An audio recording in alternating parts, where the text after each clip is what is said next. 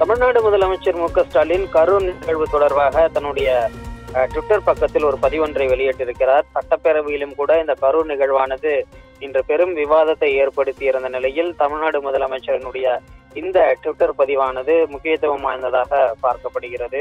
குறிப்பாக தன்னுடைய அந்த ட்விட்டர் பதிவில் கரூரில் நிகழ்ந்த பெருந்துயரம் தொடர்பாக எந்த ஒரு தனிநபர் மீதும் பழி சுமத்தி பலிகடா ஆக்குவது நமது நோக்கம் அல்ல என அவர் குறிப்பிட்டிருக்கிறார்.